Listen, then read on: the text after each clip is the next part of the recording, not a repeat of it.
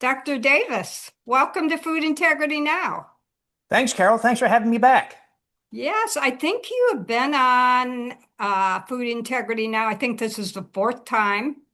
And I Is it think really many the of fourth? my, Really? Wow. yeah, I interviewed you, Wheat Belly. When did that book come out? 10? Gee, 2011. Yeah, I interviewed And, you and you know then. what, Carol? You What? look younger every time I talk to you. Well, we're going to talk about why that is in a few minutes, but thank you. I feel great. And I think a lot of our listeners may know you, even though I've already talked about all your credentials. They know you from your books. Wheat Belly, I mean, who doesn't know that book? Wheat Belly, the Wheat Belly cookbooks, those were all New York Times bestsellers, correct? And then Undoctored and my personal favorite, Super Gut, and I've interviewed you about that and some of your products, which are fantastic. So today I want to start out talking about I think it's the leading cause of death in the US is coronary heart disease. And I thought it would be interesting for our listeners to learn a little bit about, what they can do preventative wise and if they have coronary artery disease, then, you may be able to suggest some things that might assist them. So let's start out there. What is coronary artery disease? So it's the gradual accumulation of atherosclerotic plaque, a mixture of various tissues that accumulate, kind of like gunk, in the heart's arteries, that over time can rupture like a little volcano or like a little pimple. And when the internal components consisting of fats, proteins, inflammatory cells, fibrous tissue, calcium, all kinds, it's kind of a mishmash of things. When that ruptures, because it is an active tissue, it exposes those components to flowing blood, and those things cause blood clots. And this is why some could have, let's say somebody had a heart catheterization because they had some weird chest pain or something, and they say, "Well, you're okay, Carol. You only have a 30% blockage in two arteries," and then a month later you have a heart attack and you die, or have a lot of damage to your heart, or undergo an emergency procedure to open the artery. Well, how can a 30% blockage or a 40%, whatever, result in complete closure of an artery? Because the cause of most heart attacks is plaque rupture. Tough thing to predict. Unfortunately, the medical system is not geared to do much about that. They do silly things, So like say, let me make sure I understand what you just said. So you said rather than it be the buildup of plaque kind of clogging the artery, instead it ruptures. in the majority of cases. There are people who do not have rupture, and then the plaque just grows and grows and grows, eventually causes symptoms like angina, chest pain, or breathlessness, or similar kinds of things. But the vast majority of cases, the people who die at home, people who have a heart attack, call 911 and have to go to the hospital. Maybe they survive en route. The reason I got into a lot of this was I was doing procedures like angioplasty, stent implantation, atherectomy, all the things we have that open arteries. And then my mom died of sudden cardiac death about 4 months after her successful coronary angioplasty. So here my mom dies of disease I'm managing in a hospital every day. Carol, it was a kick upside the head for me that what I was doing, what my colleagues were doing, was grotesquely inadequate. It's not enough to take care of something in a hospital laboratory. And so I started looking. So people like you and me, going to work, working outside, gardening, raking the leaves, going for a walk, riding our bikes, not people with chest pain in an ER, people like us going about our business. Can we have hidden heart disease? You betcha. And when you look for it, you find it everywhere. So I asked myself, well, gee, what could I have done? My mom then was living in New Jersey where I grew up. What could I have done a year ahead of time, 2 years, 5 years, to have given her some kind of indication that this kind of thing was coming? Well, the conventional answer is look at your cholesterol values, your total and LDL cholesterol, which is a joke. It's ridiculous. So if your LDL cholesterol was high, let's say 180 milligrams, or your total cholesterol was high, 350 milligrams, are you going to die tomorrow, next Tuesday, next month, next year, 10 years from now? Never? You can't tell. Cholesterol should have been discarded. All those measures should have been discarded decades ago because the science has progressed. What has not progressed, sadly, Carol, is the thinking of my colleagues. They're still trapped somewhere about 1960 in their thinking. They think that cholesterol is a cause for heart. Cholesterol has nothing to do with heart disease. It was meant to be a marker, a crude, indirect marker for the particles, the factors that actually do cause heart disease. The real tragedy of all this cholesterol talk and saturated fat and statin drugs is that it took everybody's attention away from the things that do cause heart disease, that you and I can identify, manage, and you know what? You don't need the doctor to do it. In fact, the doctor tends to get in the way. They tend to tell you stupid things like cut your saturated fat, take Lipitor, take all the things they think work do not work. They have almost no effect whatsoever. But the tragedy is you can do something about risk for heart disease. Wow. That's amazing. And can you explain a little bit further about the particles? I know there are small particles and then there are bigger particles, and perhaps if the true marker is not your total cholesterol or how high your HDL or LDL is, what are the true markers? Because when I think I was in my late 30s, I went to the doctor. I had my cholesterol checked, 350. Oh my God, you have to, get on a statin. And every fiber of my being just went, no, no. But I worried about it a little bit, for a while. And now I know the science backs kind of what I was feeling, that this was not going to work. So I think our listeners would love to hear a little bit more about, okay, it's not your cholesterol. We can get into, changes in diets and things like that. But what are the important tests if somebody suspects they have coronary artery disease that they can take that are good measures for how they're doing?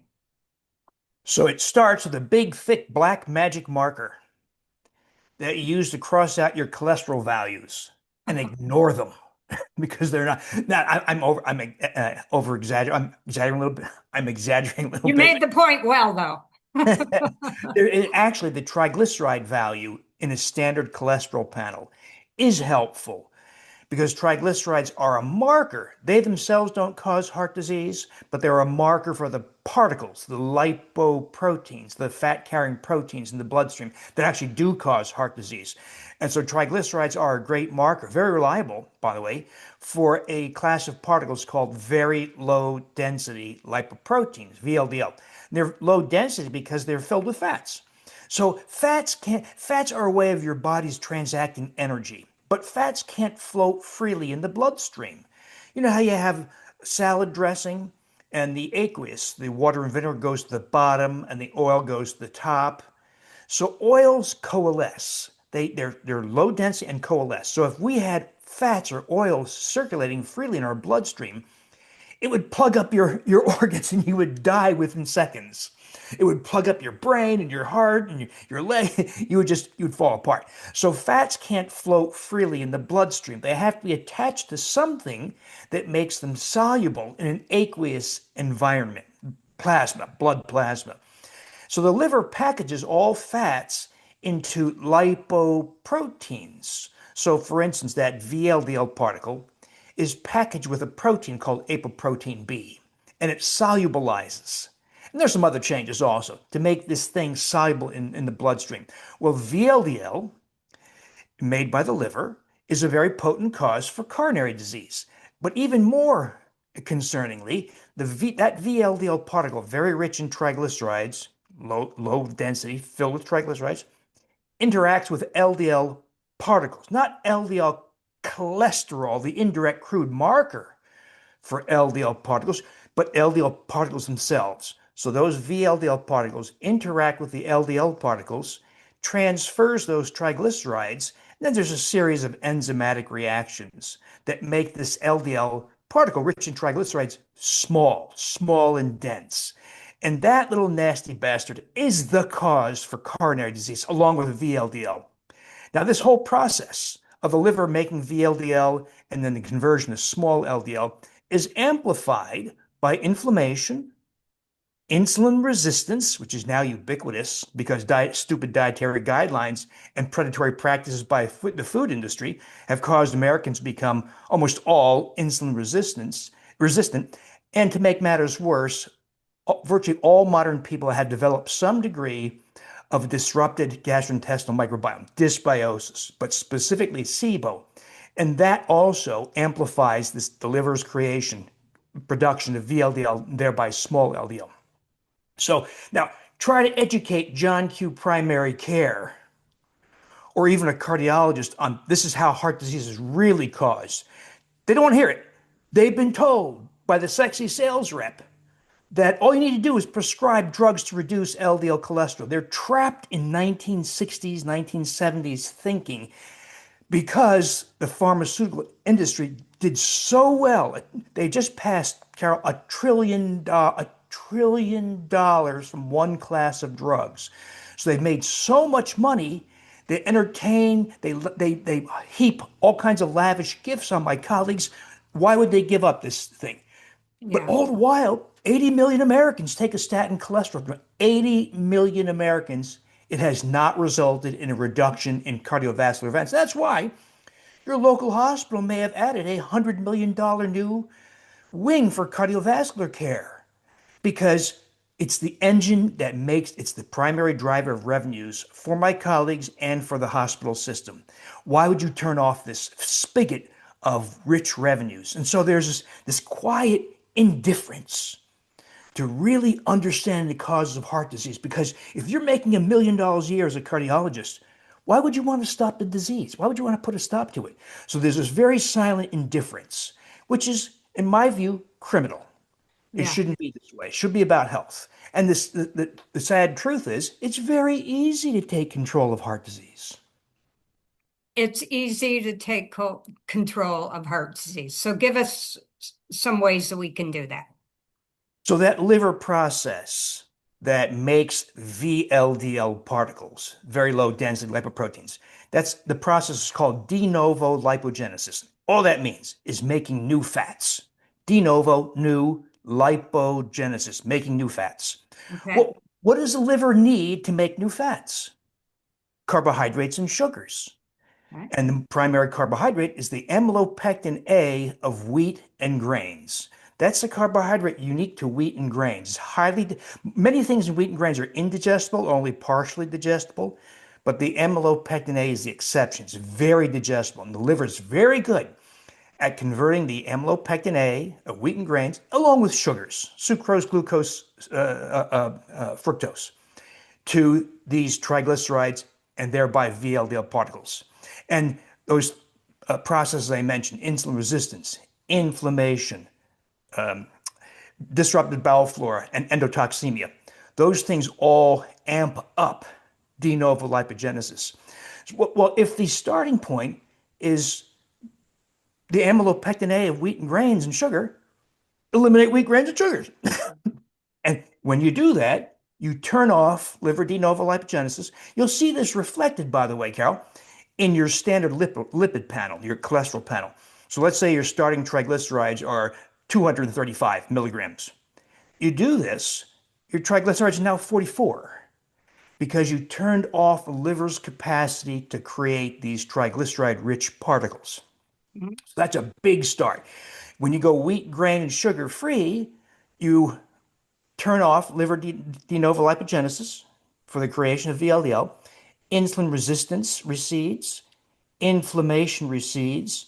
You lose weight, typically as visceral fat, abdominal visceral fat. So you'll see inflammatory markers like C-reactive protein decline. You'll see that triglyceride level drop.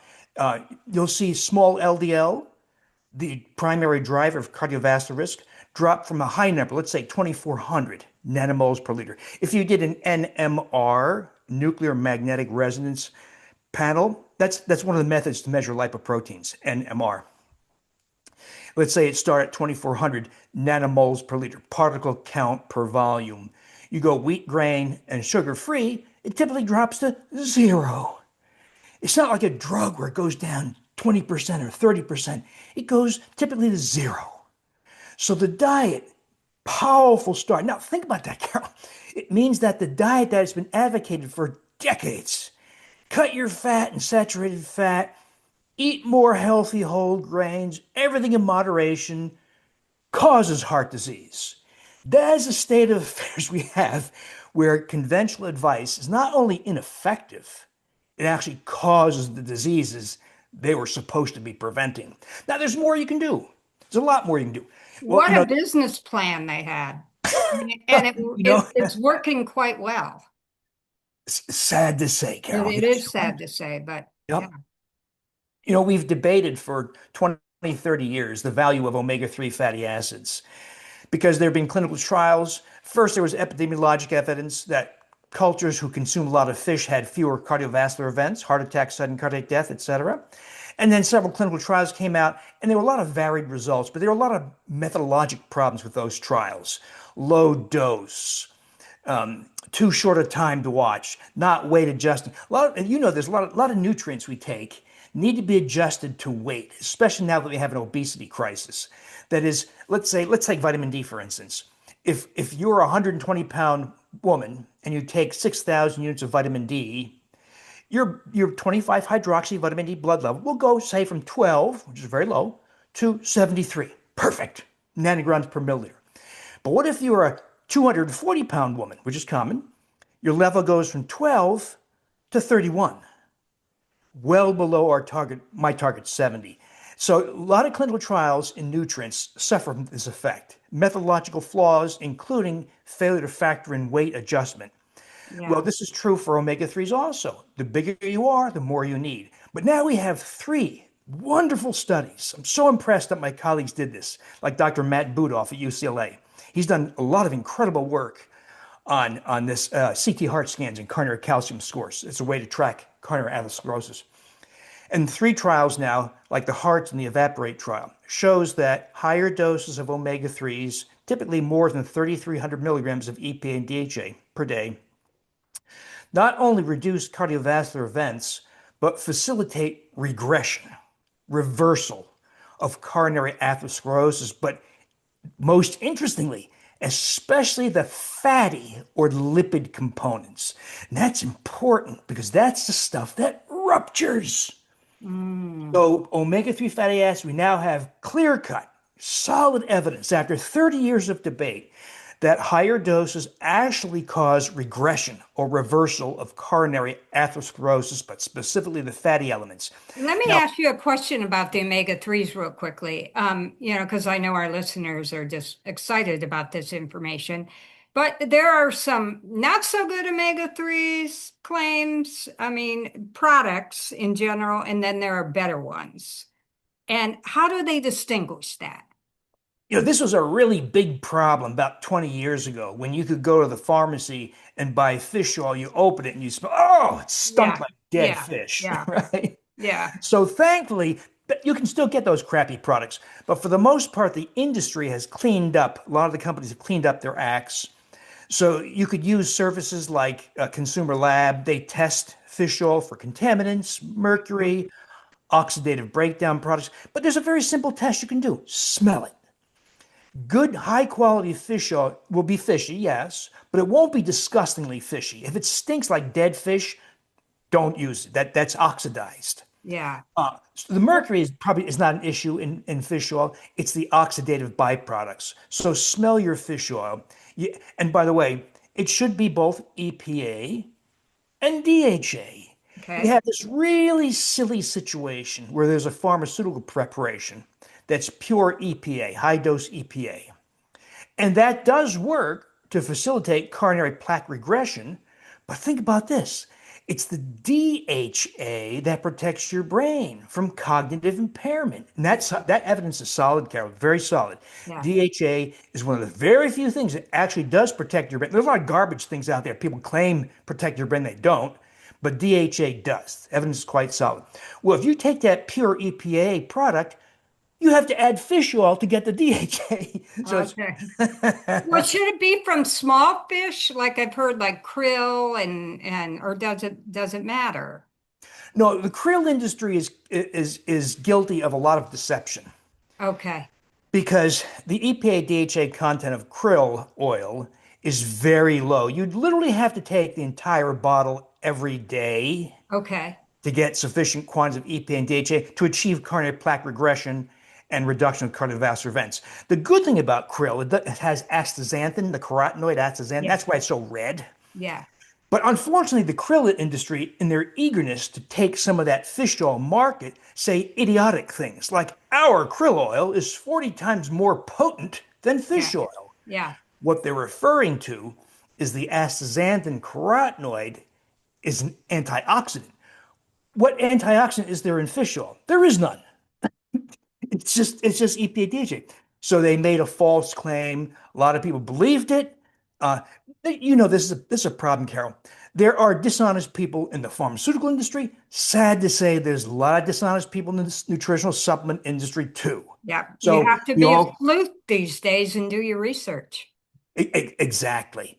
So, but plain old fish oil, and you can get there's lots of good companies now. Nordic Naturals, um, is an excellent company. Now brand here in Chicago is an excellent company. There's a lot of good companies Yeah, now. I like Now Brand a lot, and I like Hmm. Nordic Naturals too. So thank Hmm. you.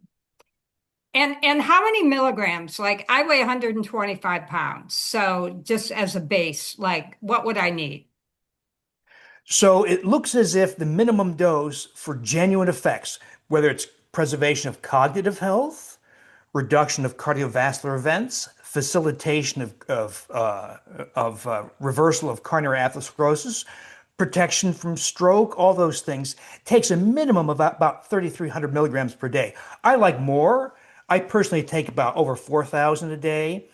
I always remind everybody when it comes to food, because omega 3s are really a food, right? Right. It used to make me laugh, Carol.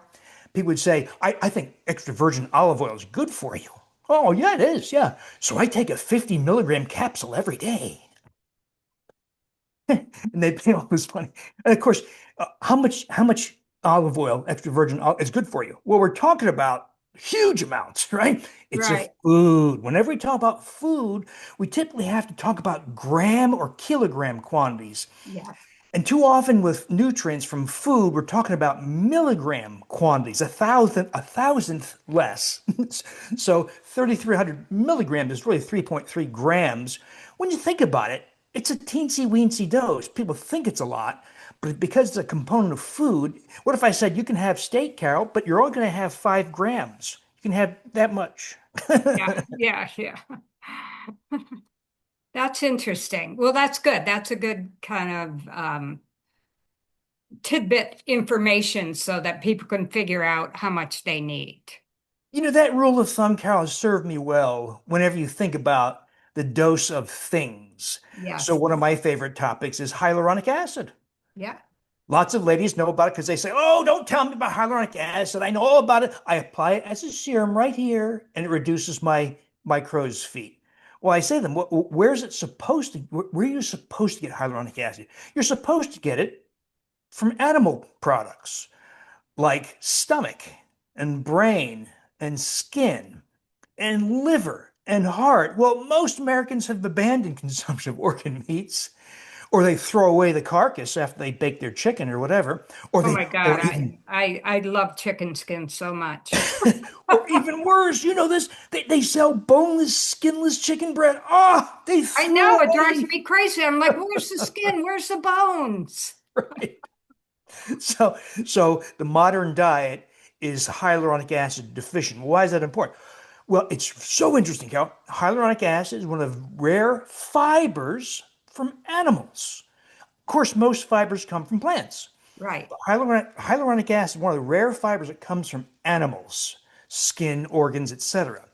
And when you get it orally, so I asked ladies, well, if you do that with your serum, what did it do for the skin on your neck or your abdomen or your thigh? Nothing. It's a local topical thing. But if you take it orally, It increases the dermal thickness body wide, so the skin on your neck is better, skin on your thighs, as well as on your face.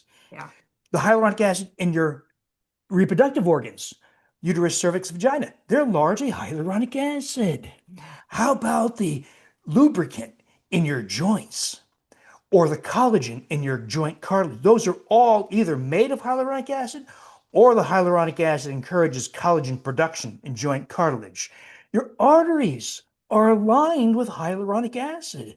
So there's so much we didn't, yet another mistake made in the age of cut your saturated fat, right? Eat more healthy whole grains that cause people to abandon, even though your great grandma would say, Carol, I had liver and I had heart, but we all abandoned that and we had this hyaluronic acid deficient lifestyle, restoring it. Now, most people don't want to eat organs anymore, so we take it as a supplement. But I point this out, Carol, because the dose typically used of hyaluronic acid is 120 milligrams.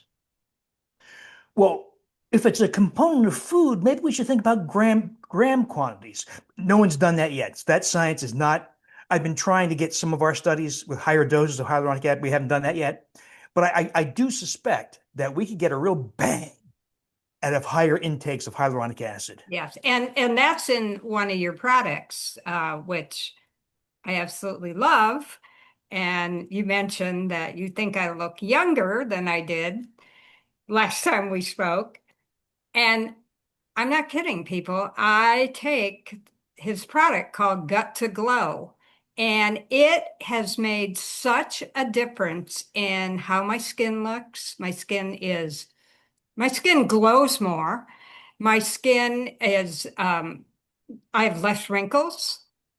I look younger than I did 20 years ago. I'm Carol, like, you must have a ton of jealous neighbors, friends, and family. Because if you asked me how, I really, what I said to you, you look very good for your 40s. God. Well, thank you so much. But my point is that hyaluronic acid is in your product, Got to Glow, along with collagen and Artery, which we're going to talk about in a minute. Uh, All we're doing, Carol, is restoring things that you, I, and your listeners should have had all along. So right. hyaluronic acid should be coming from your consumption of organs. Likewise, collagen comes from organs Yeah. and meats, of course, to some degree. Yeah. Microbes like Lactobacillus rhodori, we've lost because it's very susceptible to common antibiotics. So I would say 95% of what I do in my programs, all we're doing is just restoring factors that you should have had all along, but have lost for a variety of reasons. Yeah. And Lactobacillus the crispatus. there's so many toxins in our environment. I mean, I wish I could say we can get it all from food now. For the average person, they can go to the grocery store and get all the vitamins and minerals they need. It's just not true. And unfortunately, we live in an era where we do have to supplement. But I think, yeah, there's a lot of bad supplements out there, and you got to do your research. But there's a lot of great research and a lot of really good supplements that are helping us. So one of the things I do is I encourage people to look also at their lives and ask what else is lacking? Magnesium. Because by necessity, we all have to filter our drinking water because water in Right. rivers and streams has sewage and farm runoff and pesticides. So we have to filter our water, and now even pharmaceuticals in water. But water filtration removes all magnesium that would have been present. So we have to supplement magnesium. Vitamin D. You live in a warmer environment. I live in the north Yeah. where we can't go outside much of the year. When we do, we're wearing clothes that covers a lot of surface area, and the sun's weak a lot of the year, so we can't get vitamin D. So we got to supplement vitamin D. I live in Illinois, which is part of what used to be called the goiter belt, because goiters were rampant, especially in children, up till 1924 because of the lack of iodine. Mm. But that's why the FDA in 1924 asked salt manufacturers to add iodine, and then they launched a poster campaign. Use more iodized salt, keep your family goiter free. And it worked. We're great. Goiters went away. People have forgotten Goiters and iodine deficiency was one of the biggest public health problems all throughout human history. If your great grandmother were around and you said, "Hey, great grandma, tell me about goiters when you were a little girl," she would say, "Carol, you wouldn't believe it. My next door neighbor ballooned up over a couple of years, died in a coma." Yeah, I never hear that now. Right. Other things, but not that. Unfortunately, the FDA, USDA, other agencies in the 1980s saw people getting fatter, becoming more hypertensive, having heart disease. They thought it was due to salt, not recognizing that it was predatory food practices and silly dietary guidelines that encouraged the consumption of grains, sugars, and other things that caused insulin resistance that causes sodium retention.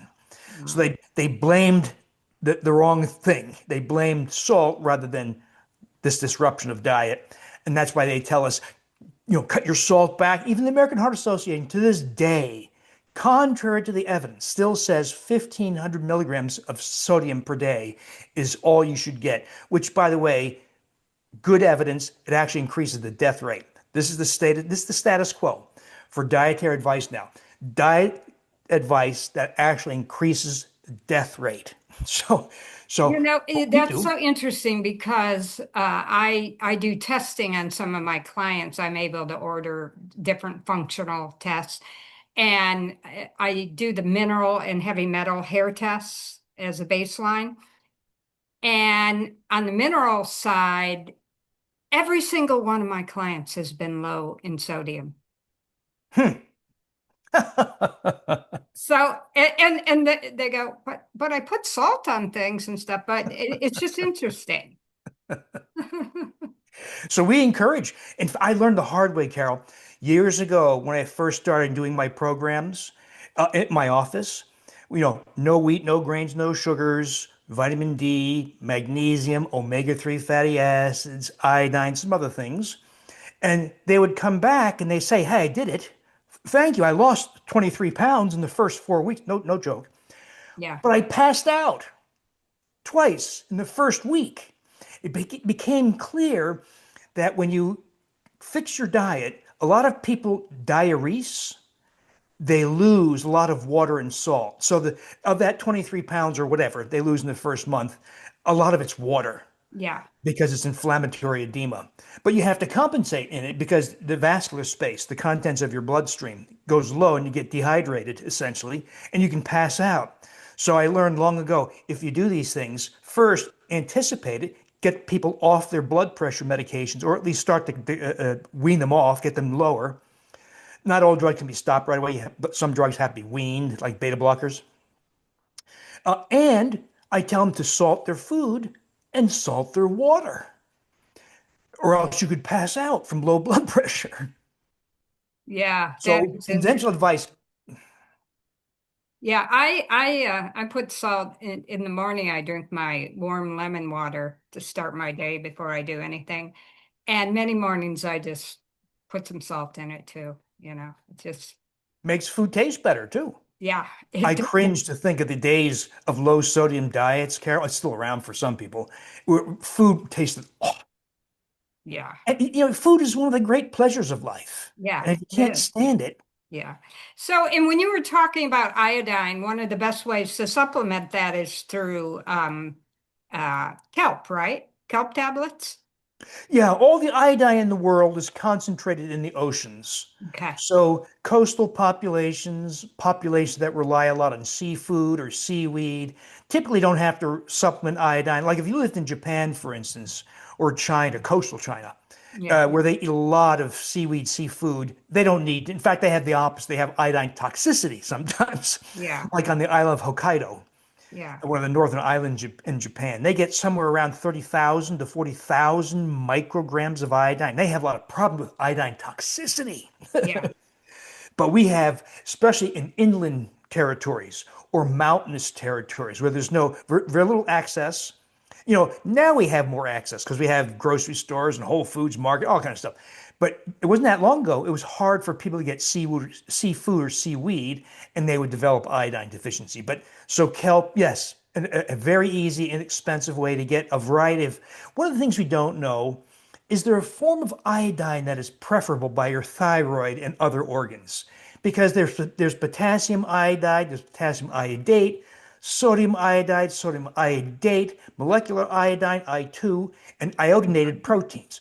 Which one is the best? Nobody knows. So, what I like about kelp is it provides all those forms. So it And how stacks many the odds. milligrams would be an average dose for like somebody my weight? So years ago, I combed through all the evidence on iodine. By the way, it doesn't take that long. It's very neglected.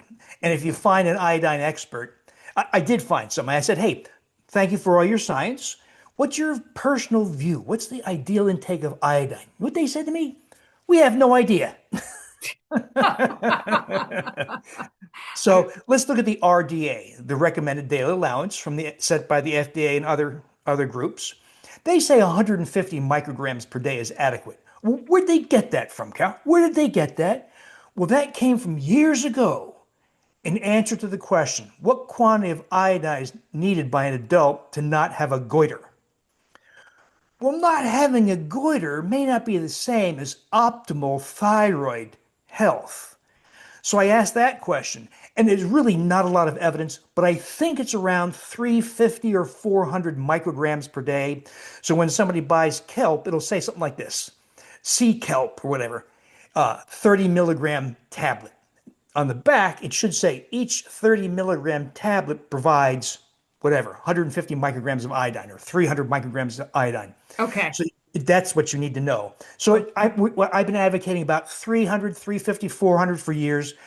At that dose count, we never see iodine deficiency and we never see iodine toxicity. Right. I do see iodine toxicity, by the way, because there are some people advocating megadose iodine, which is really dumb. And those people, I've seen it happen repeatedly. They develop iodine toxicity, which shows up. So I had a very nice dietitian once come to my office and she said, what's going on? I eat really well. I gained 18 pounds in the last 2 months. I'm sleeping 14, 15 hours a day. My hair's falling out. What's going on? Said, sounds like a thyroid issue. We check her thyroid. She's got severe hypothyroidism. I said, what are you doing with your iodine? She's taking megadose iodine. So the consequence of iodine toxicity is hypothyroidism, ironically. So stop the iodine, takes 2 or 3 months to normalize. So we want enough to not have a goiter and have optimal thyroid hormone production, but we don't want so much that turns off your thyroid. Right. Okay. Gotcha. Gotcha. Cool. So, in talking about coronary artery disease, how is that connected then to SIBO? Hmm. If you have one, will you have the other, or how does that work? So for those in your audience who are not yet familiar with SIBO, so small intestinal bacterial overgrowth, we Thank say you. SIBO. Yeah. So I would argue, Carol, SIBO is one of the worst epidemics ever in the history of our species because the science is pretty good. Half the population has it. How do we know that? Well, no one's done a big study, a population study, like 10,000 people and test them all. What they have done, there's about now probably about 15 studies or so, where this question was asked. In condition blank, what proportion of people test positive for SIBO? So let's say in irritable bowel syndrome, what proportion test positive? Well, there's about 60 to 70 million Americans with IBS, and conservatively about 30% will test positive. I think it's much higher than that. Mark Pimentel, near you at UCLA, in his study, 84% tested positive. But let's just say, conservatively, 31%. Well, that's 31% of 60 to 70. That's 18 to 20 million people right there. How about obesity? In obesity, what proportion tests positive for 50%? Well, that's 110 million obese Americans, 55 million people there. How about fatty liver, type 2 diabetes, neurodegenerative disorders, restless leg syndrome, sleep apnea, rosacea, psoriasis, Parkinson's disease, Oh Lou my Gehrig's goodness. disease? Add it So it's all a up. lot. Carol, we're beyond probably 150 million people.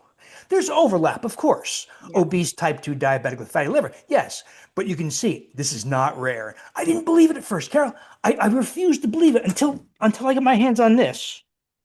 The Air device. Yeah. Yeah. Yeah. Yeah, I have no relationship with the company. I think it's a great tool, and I've talked to the inventor, Dr. Angus Short in Dublin, Ireland. It's so for your listeners, you blow into it. There's a protocol to follow, but you blow into it, talks to your smartphone, 0 to 10. It measures hydrogen gas. It's a mapping device. Used properly, it maps where microbes are living in your gastrointestinal tract because they're supposed to be living in the colon. That's where microbes are supposed to be, way, way down. But in SIBO, as you know, the 24 feet of small intestine, or even the stomach, duodenum, jejunum, ileum, is occupied by fecal microbes. Species like E. coli, Klebsiella, Pseudomonas, fecal microbes. Well, the small intestine does not like that. And it's very poorly equipped to deal with it. And so the presence of trillions of fecal microbes in the small intestine inflames the small intestine, which is already very permeable, because that's where we absorb nutrients, of course, like vitamins, minerals, and fatty acids. Well, now it's even more permeable. And when those microbes die, they only live for a few hours. Typical lifespan is a microbe, about 1 to 3 hours. They die. Huge amounts of turnover. When they die, those fecal microbes, we say gram-negative microbes, release the components of their cell walls. The gram-negatives have very specific cell wall construction, and they release that, it's called endotoxin, into the bloodstream. And that's how you export effects from the gastrointestinal tract to the brain, that leads to dementia or anxiety or panic or depression or suicide, to the heart, where it leads to atrial fibrillation, coronary disease, plaque rupture, congestive heart failure, goes to the joints and muscle, fibromyalgia, rheumatoid arthritis, goes to skin, rosacea, psoriasis. In other words, we've got to re-examine all we thought we knew in light of the contribution of SIBO and endotoxemia. And you can imagine if the pharmaceutical world says we have a biologic drug for your psoriatic arthritis or for your Parkinson's disease, they have not gotten at the cause. They're just dealing with one little consequence. Yeah. Wow, that's so interesting. So if you're working on, addressing your coronary artery disease, you need to also address your possibility of SIBO. Absolutely. So the likelihood you had SIBO, thereby endotoxemia, as a coronary risk factor is very high. Okay. So a typical story would be somebody says, I had a coronary calcium score. That's one way to track your coronary atherosclerosis. And my score is 400, normally zero. At four, let's say it's a 55-year-old woman. And say the name of that test again, so our Oh, sorry. listeners. It's a CT heart scan that generates a coronary calcium score. So easy way to think about it. So my friend Dr. John Rumberger, when he was at Mayo Clinic, did an autopsy study, and he got the arteries of people who died of a whole bunch of different causes, of stroke, car accidents, cancer, etc., all different ages, sexes, and he looked at their coronary arteries and determined that 20% of the volume of atherosclerotic plaque is occupied by calcium.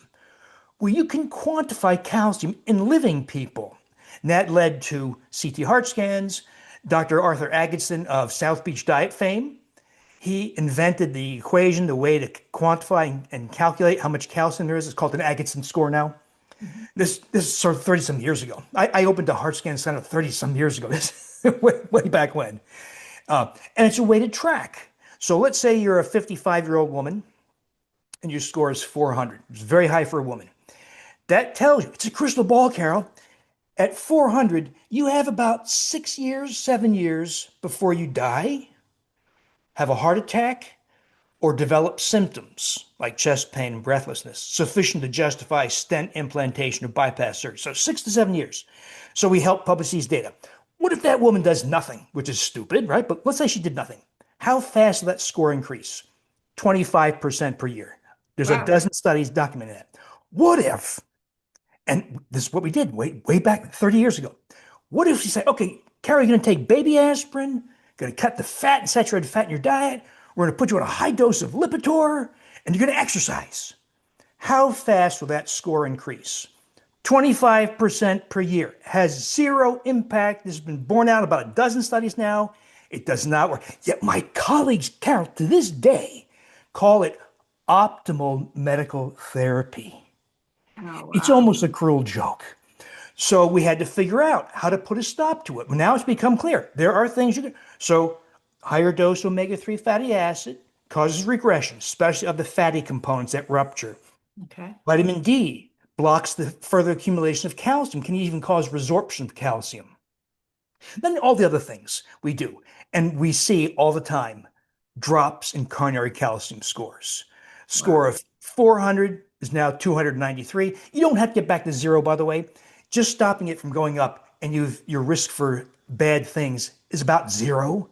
So just stopping is a big success, but we're seeing more and more people over the last 30 years, this is not just last Tuesday, actually drop their score. And it's How very easy. easy is it to get these tests? Because I remember when I interviewed you a couple years ago, I asked my MD if I could get that, and nobody knew what I was talking about. Even worse, Carol, they'll tell you lies. You'll say, hey, doc, I'm interested in preventing coronary disease. I'd like my NMR lipoprotein panel, which is Did you say NMR? Okay. nuclear magnetic resonance. Okay. The panel we do for cardiovascular prevention, Carol, is NMR lipoproteins with a lipoprotein A. That's a Yeah. genetic pattern. And we also get thyroid measures, so TSH, free T3, free T4, thyroid antibodies, and reverse T3. We get measures relevant to blood glucose, Yeah. hemoglobin A1C, fasting glucose, fasting insulin, and then just for kicks, a C-reactive protein as a crude index of inflammation. That panel right there, Carol, identifies the great majority of causes of coronary disease. And you Okay. can see no cholesterol testing Yeah. because we took that big, thick black magic mark and Would crossed you those T's out. include getting your A1C tested in that also? Or is that Yeah, okay? Okay. yeah. Okay. So these basic efforts, the diet, vitamin D, magnesium, iodine, omega-3 fatty acids, and addressing bowel flora, gets a typical panel of somebody who's on these programs. For one thing, they lose a lot of weight. They'll look like you. They'll be slender and vigorous. One, they'll have a blood pressure of 104 over 70. They'll have a C-reactive protein of about zero. Their HDL cholesterol will be probably about 90. Mine's like 94 last I checked. Though I started at 27, by the way. Uh, Triglycerides will be in the 40s, like 45 milligrams. Small LDL typically zero. In other words, you achieve optimal metabolic health by doing these kinds of things, by restoring the things we should have had all along. No drugs required. I love this because you can do all these things that you're mentioning, and you don't have to wait until you get to, a point where, you have coronary artery disease or you have full-blown SIBO, although, it may be that's the case, but you can do some of these things now that aren't going to hurt you. They're just going to improve your metabolic health. Number one, starting with diet and then supplementing a few things, and you may never have to address that issue then. Absolutely. The truth of it is, it's very easy. Yeah, there's a few pieces, but Yeah, it's very easy. The and toughest everybody's part, different. There's going to be people that are you know have to do different things. So but for I'm talking for the most part. I find the toughest, Carol, is my colleagues. So I have a friend, and his wife went through a CT heart scan. Her score was 342. At age 62, she, like the other woman I talked, she's maybe 6, 7 years away from dying, heart attack, need for procedures. So I said, hey, this is what we do. NMR lipoproteins, etc. Right? Hmm. So she's got oodles of small LDL. She's a lipoprotein A person. And the one adjustment we make in the program for lipoprotein A is we use high dose EPA DHA, 6,000 milligrams, Hmm. rather than the standard 3,600 milligrams that we use in most people. So 3,300 is the bottom. We use 3,600 in lipoprotein A. We've been doing 6,000 for the last 20 years or so. And Carol, that works great. Works great. It's a little expensive. It's a lot of fish oil, but it works.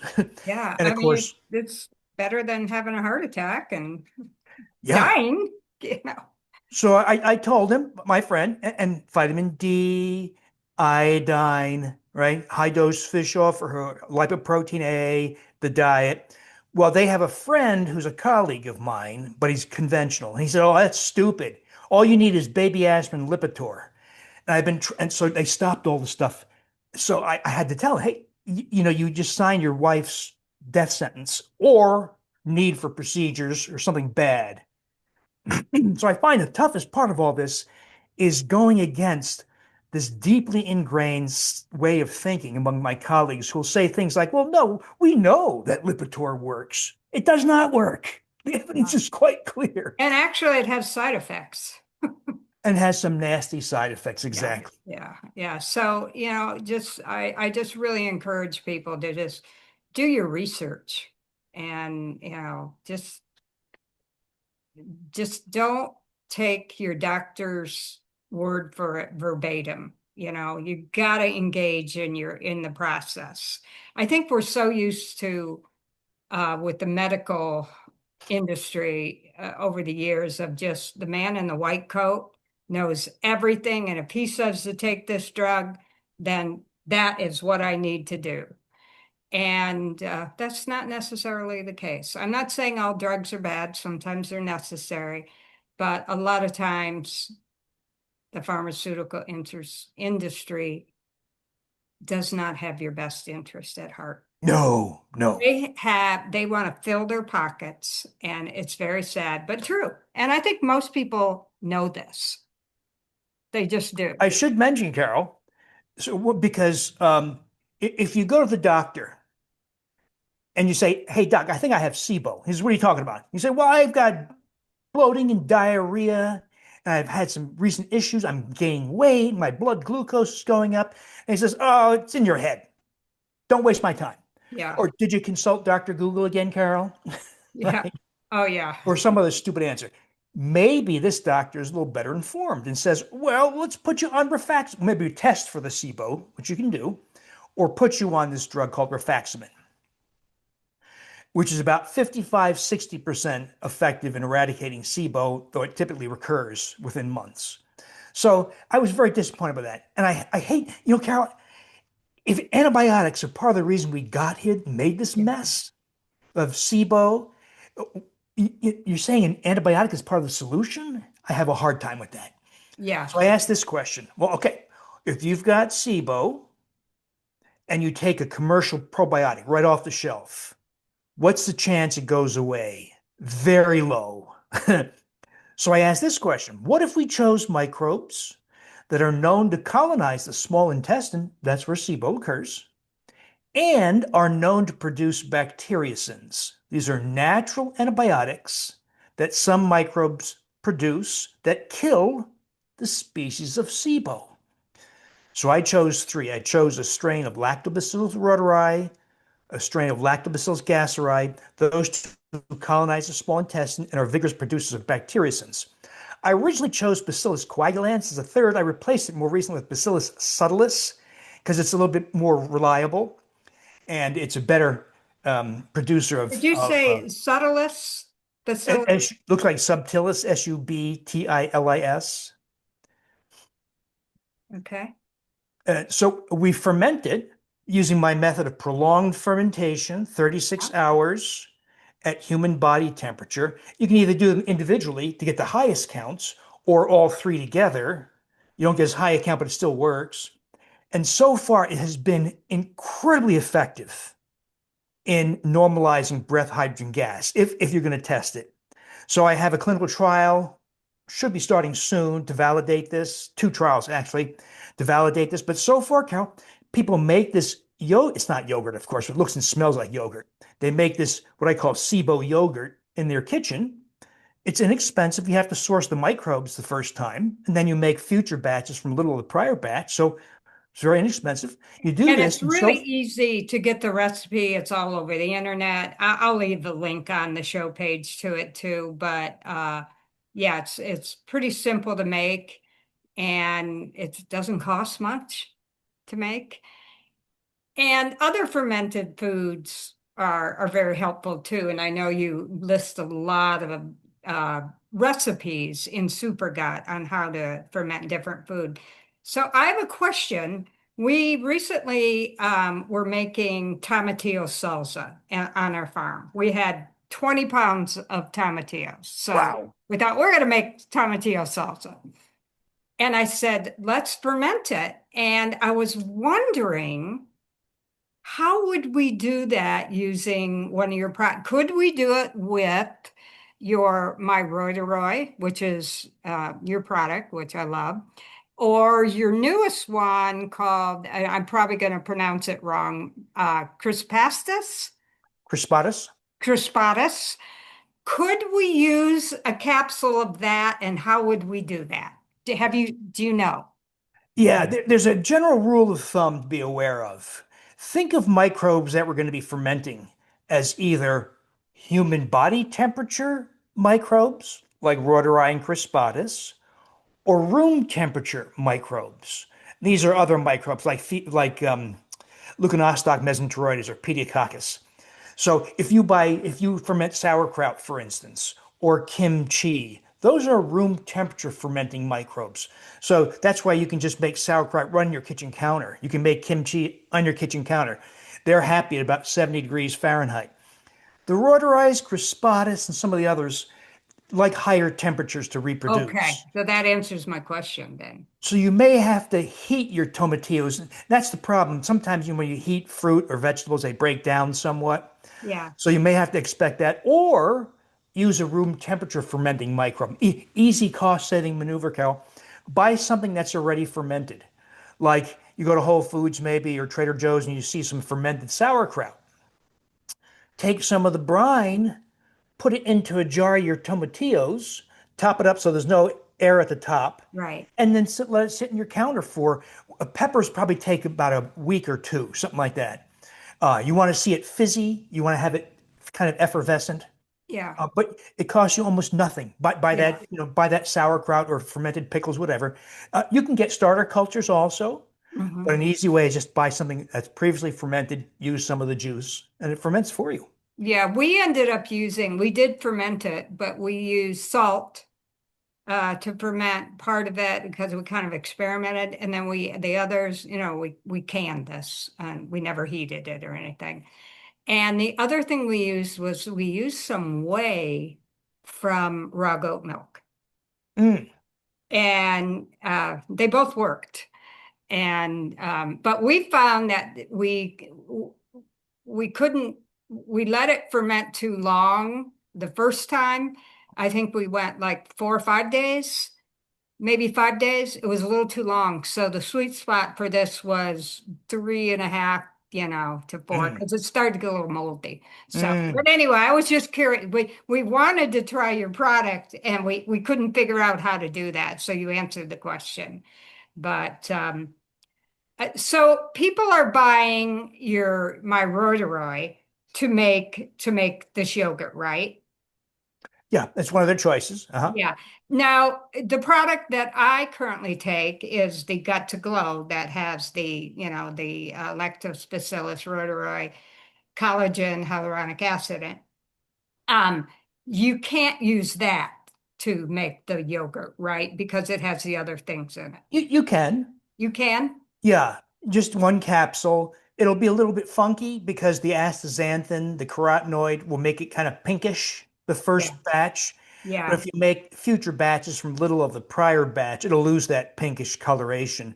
The Yeah. downside of all that is you'll get the rhodorite, but you won't have the collagen, hyaluronic acid, or astaxanthin because they don't reproduce. They're just ingredients. Okay, But but yeah, a lot of that people do wouldn't be that. my purpose anyway. I'd still be taking that product. But yeah, so wonderful. And again, if you can't tolerate dairy, I think you told me at one point some people that don't do cow's milk can sometimes do this type of yogurt that you use half and half with, organic half and half. But you do have a recipe for using coconut milk. Hmm. It's a little more complicated. You have to do a Hmm. few extra steps, but those recipes are all over the internet too. So Yeah, they're all in the Super Gut book. They're also in my blog, yeah. You want to talk williamdavismd.com. because we need to wrap it up pretty quickly here, and you want to just mention some ways people can find out more about your work and your products. And first of all, I'll say his products are all on my website, foodintegritynow.org. Go to the health food store, and you'll see them there. But if they want to learn more about your work, where can they find you? There's a Super Gut book, of course. By the way, I have a book called, I don't like the name, but it's called Super Body, coming out in December. Oh, It- exciting. Well, you're going to be back on the show then. it's about the lessons we've learned, Carol, on how to reshape your body. And this occurs, of course, in light of this disaster called GLP-1 agonist drugs. Oh, They're still getting headlines, but the manure has not hit the fan yet. When people recognize how they destroy your health long term, yeah. the FDA should never have approved them, but they did. Anyway, but one of the reasons why those drugs are so destructive is because you lose huge amounts of muscle. Well, I think I've discovered a way to restore youthful muscle. And that's the topic of the Super Body book. It's a way to restore youth. I personally gained 13 pounds of, this years ago, Carol, in my early 60s. I gained 13 pounds of muscle and my strength increased by 50%. And I don't know about you, I hate going to the gym. I can't stand it. I go 15 minutes tops once a week, and I found my strength increase 50% over 3 weeks. So I think I've stumbled on a way. Sad to say, Carol, I learned a lot of my lessons by mistake. So I Well, learned don't them we by mistake. all? Don't we all? Uh, so that's the Super Body that will be coming out in December. Oh, I'm There's excited for also that. I want to build my muscle without going to the gym as much, although I don't mind working out, but I could be better. my blog, of course, which is at williamdavismd.com, has thousands of posts. My YouTube channel and my Define Health podcast. Those are the primary media I have. Okay. Well, again, it's been a wonderful show. I always learn all kinds of new things when I speak with you, and I think our listeners do too. So, thank you for all the great work that you do, and Thank you, Carol. it's And I'd be been tooting my horn if I were you. You look so fantastic. oh my God. Thank you so much. I appreciate that. Okay, until we meet again, which sounds like it's going to be, after the first of the year after your book comes out. Be happy to, Carol. Okay, thanks Keep up again. your good work. Take And care. thanks to our listeners. Bye bye.